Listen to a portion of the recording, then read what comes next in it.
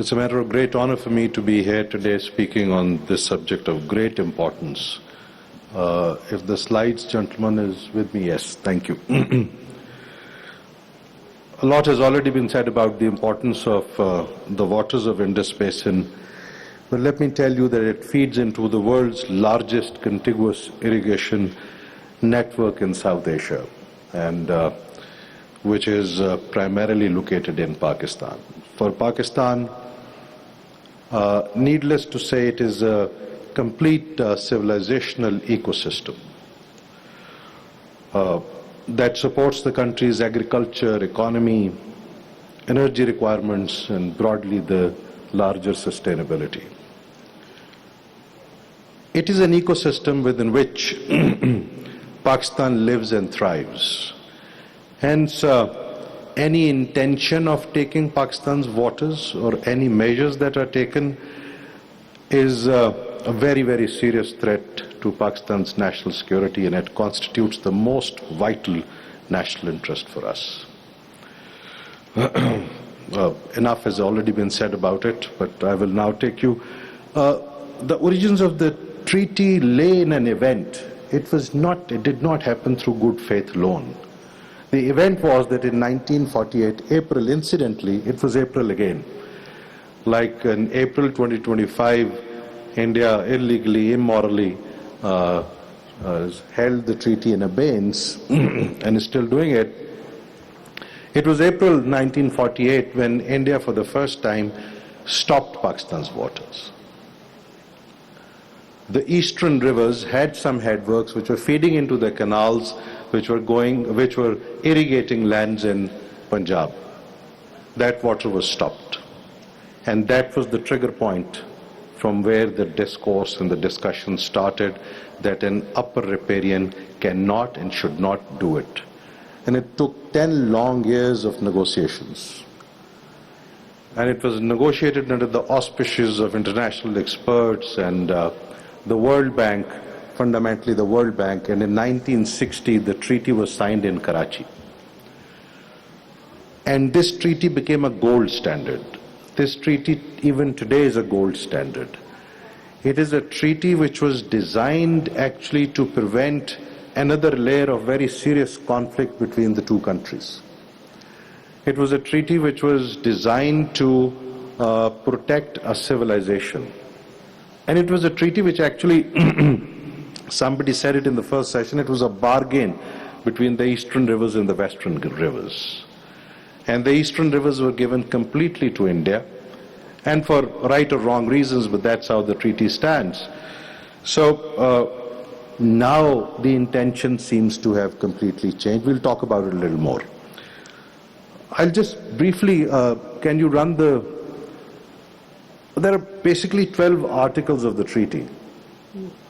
One, first of course, is the definitions, and second is the eastern rivers, which are all with India.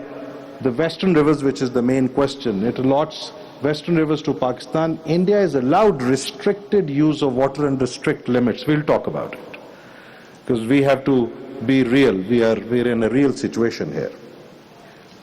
And then the replacement works, Pakistan was to build the replacement works for the eastern river canals. The eastern river canals were not being fed now from the eastern rivers, that is Ravi, Beas and Satluj. They were to be fed from the western rivers, and the link canals and the headworks and the entire system was created after this treaty was done. And a lot of financial help and support came from all over the world. And let me also tell you, at that time, let's not take everything away from what Mr. Modi is doing from the previous Indian administrations, because they upheld the treaty. Under difficult situations also, the treaty was upheld. So Indians also paid for replacement works, which was part of the treaty, apart from others. The financial provisions we have already talked about, fund replacement works in Pakistan. This was done by the World Bank, this is done by the United States, this is done by India also. And exchange of data, it has been violated. This is the first serious violation which has started a long time back. And this is a very serious question. Next, please. Permanent Indus Water Commission, they were to meet on a yearly basis. This is the main place where they were to talk to each other and resolve issues which used to come up on a daily, weekly, monthly basis. This is not happening. This is a serious violation of the treaty. It has not happened in May 2020 or April 2020. It was happening before that time. So the intention was very clear from the Indian side, or the malintention, so to say. So dispute settlement, it's a three-layered process. It has already been explained. First, it is to be negotiated by the Indus Water Commissions. If there's a problem, it is to be taken to the technical problem, neutral experts, and if the legal advice is to be taken, then the court of arbitration. India has run out from there as well, because they don't have a legal ground to stand on. Emergency provisions, those have already exhausted. That time is gone. That was to be done in 1965. And the general provisions, this is a very important provision. It does not impinge upon any territorial claims, because the waters that come to Pakistan mostly emanate from China, and the Tibetan plain run through Indian-occupied Kashmir, which is a disputed territory.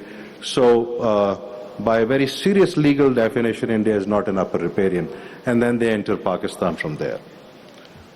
Obviously, that provision is a very important provision which we cannot ignore, and this is very important thing which, once somebody holds a treaty in abeyance or abrogates the treaty, would mean something more for Pakistan than just the waters.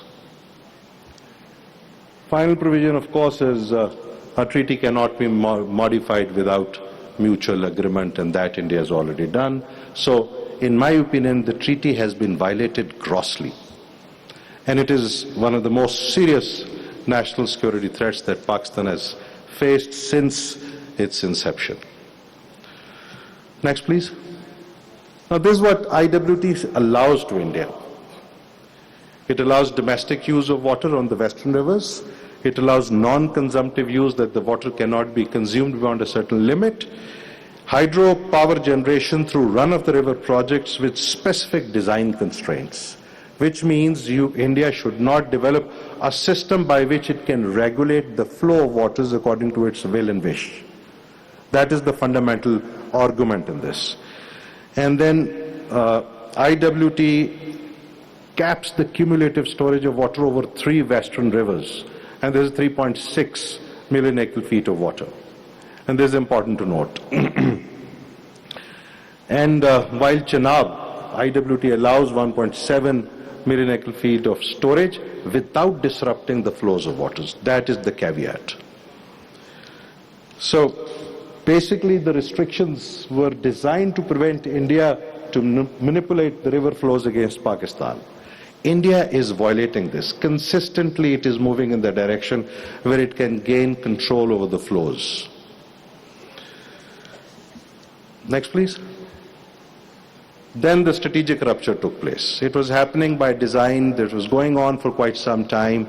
India used the statements you have already heard from various Indian ministers and the Prime Minister in the Indian intent of going away from the treaty. It was basically part of a strategy that India has adopted for the last 10 years. Let's not be mistaken. It is not an isolated incident. Pahalgam was used as a trigger. There is no evidence that Pahalgam was done by anybody. Even if it was done, it is to be treated in a very different way in the international system and bilateral between the two states. So it is, you have to see this abeyance in a larger construct, which is an indirect strategy which India has adopted at least for the last 10 years. Very openly, it is to isolate and weaken Pakistan.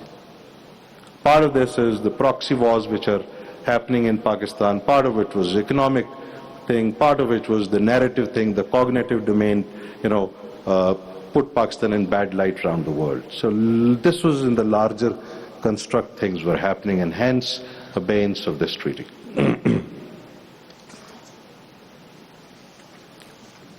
There were, however, important thing to note that there was a discussion in India before that also. There were 2 schools of thought.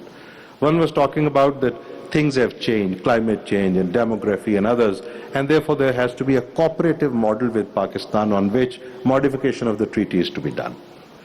That model is not a bad model of discussion, but the other was, which was saying right from the start, that India, more water was given to Pakistan, and this treaty has been unfair to India and all. But then the policy of Mr. Modi and his government to indirectly put pressure on Pakistan or directly put pressure on Pakistan, combine this with the state action. Quickly, what is the situation on the hydro infrastructure on the western rivers, which are the rivers of concern for Pakistan? Next, please. River Indus, there are 2 projects which have been completed. The third one is proposed, and these projects have minimal storage capacity and has a minimal impact on the water flows. So therefore, these projects, Pakistan has not really talked about these projects to anybody because these fall within the treaty system. Jhelum, there are 5 projects, out of which 4 projects have been completed. The 5th project is underway. The only project which bothered Pakistan is the Kishan Ganga Dam, which is restricting the flows to a Pakistani hydro project, which is Neelam Jhelum project. Otherwise, so far, the Indian capacity or the system that they have is not to interrupt with the flows of Jhelum waters. Next, please. The real concern, the real thing is Chenab. Most of the Indian hydropower projects are concentrated here. Currently, there are 4 projects which have combined capacity. These are operationalized projects, 4 projects. They have a combined capacity of 0.376 million acre feet of storage. There are 5 projects which are under construction, and by 2029 those will be completed. Chenab-Beas link canal will divert, now this is a very serious violation, divert waters from Chenab to Beas, which is from a western river to the eastern rivers. And India has planned another 13 projects beyond 2030 or 2035. And that is the serious concern that we are talking about. So quickly, the next slide, please. The impact assessment. This is the impact assessment. They've accelerated all their projects. The cascade integration. This is the serious thing. The projects on Chenab, I'm talking about the Chenab. But there are a number of projects on Chenab. If one water flow is managed at one, is released in a calibrated way to the other, is managed there, and so on and so forth, when it reaches Pakistan, you almost can have total control over the flow of the water. And you can release the water according to your wish and will, and can use it for coercion, which forms a very serious threat to Pakistan's national security. Next, please. So this is by about the second last slide I have. Very quickly, these are the 5-pillar strategy, in my humble opinion, that Pakistan should adopt. First is obviously IWT has to be kept alive at all costs, and therefore all international legal discourses have to be fully activated. We have to remove dependence on Indian data. That does not take responsibility from India to not provide us data, but we have to become self-reliant also by creating a hydrological intelligence cell. And I repeat again, that does not mean that India is absolved of what India is doing, which is illegal and immoral by any stretch of imagination. But we need to create our own hydrological intelligence cell. Pakistan will be able to see early, plan early, and respond early. We have to build our internal buffers, because all these have been discussed before. There are dams, there are headworks which need to be now fast-tracked. Canal reforms, groundwater, I think Mr. Bilal Bhutto talked about it, and groundwater recharge. So this is not just the requirement because what India has done, this is the requirement of the scarcity of water and the climate change that is affecting waters in Pakistan. We have to also counter the panic. It is a serious situation, but it is not a situation of panic. And that is, we understand that what India can do with these rivers and what India cannot, what is technically possible, what is geographically, the geography that allows it, and what is not possible.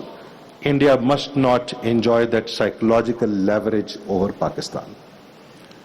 And that must be corrected in the public communication also. Last but not the least, there are red lines, and that is red lines without reckless escalation. So, but India's question is to be deterred, and the crisis is to be controlled. And we have the means to do it. Next slide, please. Next, because this is going to be. These are the three fundamental things. It is a serious threat.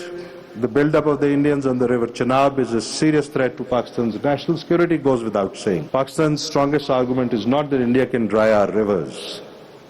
The strongest argument is that an upper riparian state is trying to convert a functioning water treaty into a political punishment tool. If this becomes a precedent, it will no longer be a problem of South Asia. I thank you.